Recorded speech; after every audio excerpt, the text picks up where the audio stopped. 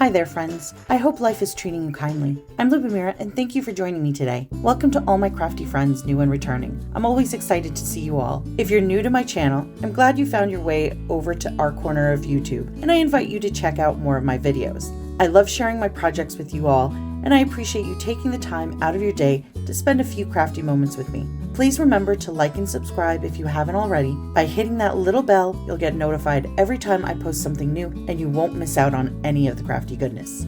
In today's video, I'm sharing a colorful summer card. In my part of the world, summer is definitely letting us know it's here. My area of New York hasn't had a real summer like this in quite some time, so we're not quite used to it. And yes, I know, our heat definitely doesn't compare to those of you down south. I give you all credit for standing the heat because I certainly was not made for it. Anywho, getting back to the crafting. I wanted this card to capture the fun and carefree part of summer. I'm excited to show you this project, so let's get into the video. For this card, I used the Dollar Tree Decorative cardstock and 3 stamp sets. I started off by die cutting a circle out of a piece of white cardstock and a half circle out of a piece of Dollar Tree cardstock in that neutral beige color. I like this color because it's very universal, and you've seen me use it in a few projects. It's becoming a staple in my Dollar Tree crafting. Next, I did some stamping. I went ahead and stamped out a few impressions of some flip-flops and a starfish on a scrap piece of paper in black ink. I consider these to be friendly images to stamp freehand without a stamping platform. They don't have too many details and they have simple shapes. I stamped them several times because I know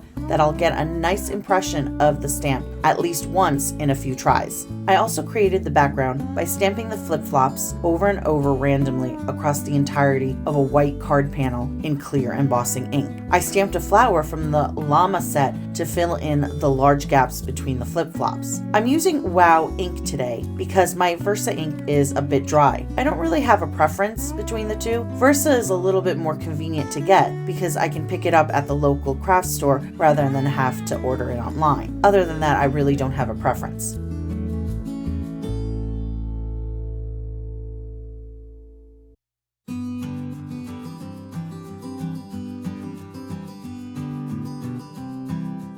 When I was done, I sprinkle white embossing powder over the wet ink and heat set the images with my heat tool. I also stamped my greeting, enjoyed the little things onto the white circle in embossing ink, and repeated the heat embossing process with white powder to finish it. On a side note, I apologize for the lighting in this video. We had some crazy weather that day and nature couldn't decide between sun or rain. I usually try to craft during a time when the sun doesn't hit the side of the house that my craft room is on to avoid sun glare, but sometimes you just have to get things done when you get a chance. So again, I apologize for that.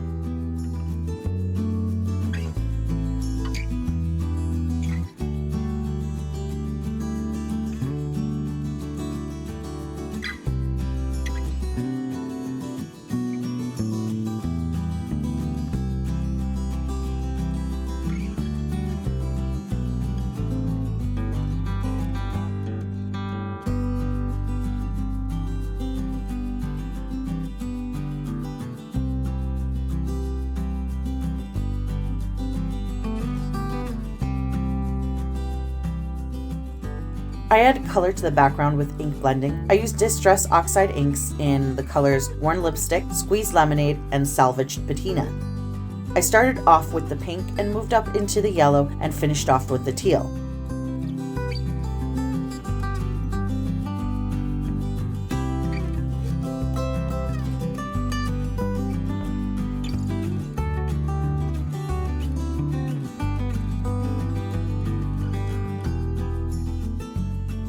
To bring out the lettering in my greeting, I added color to the circle banner, also using distressed oxide inks in the colors Tumbled Glass and Salty Oceans.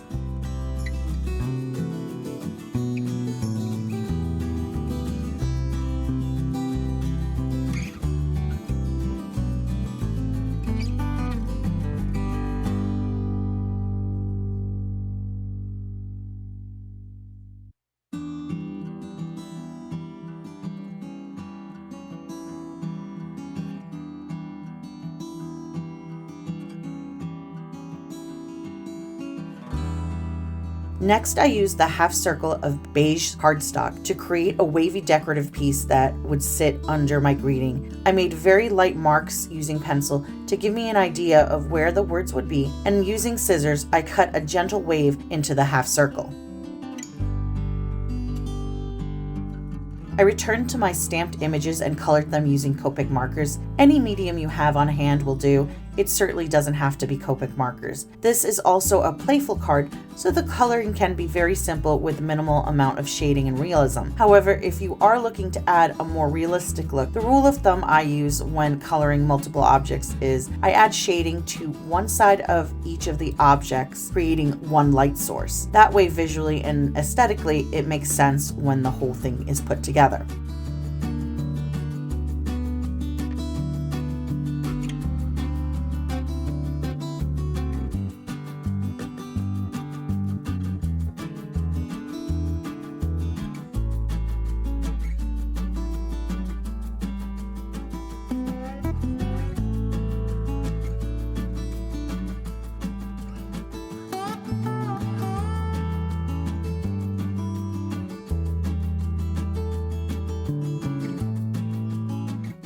After my two stamped images were colored, I went back to my half circle. I wanted the half circle to look like sand. I added specks of various light browns to the hill to give the impression of a grainy texture.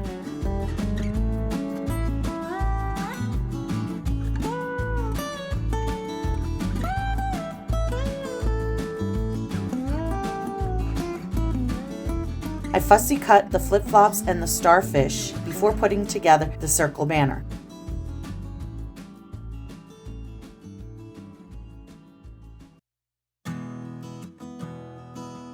I added the sand hill beneath my greeting using foam squares and then added my colored images. I attached the flip-flops using a combination of foam tape and glue. The first flip-flop I glued directly to the background, slightly tucking it in behind the sand, while the second I brought forward and secured it into place with glue and foam squares. I attached the starfish across from the flip-flop using foam square trimmings.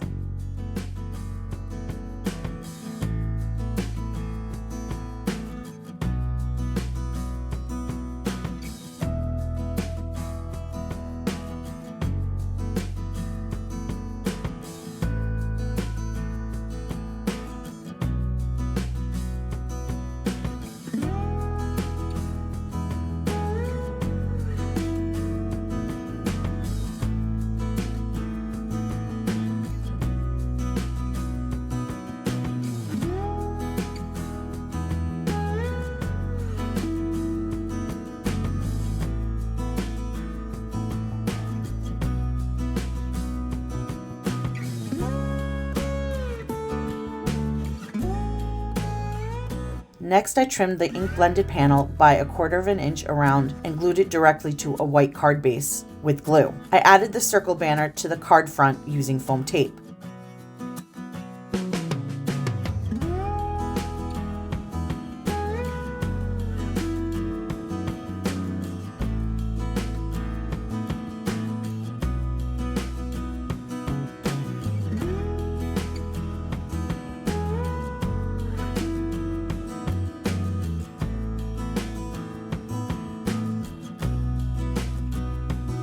Lastly, to finish the card, I scattered some enamel dots in coordinating colors with the background around the greeting.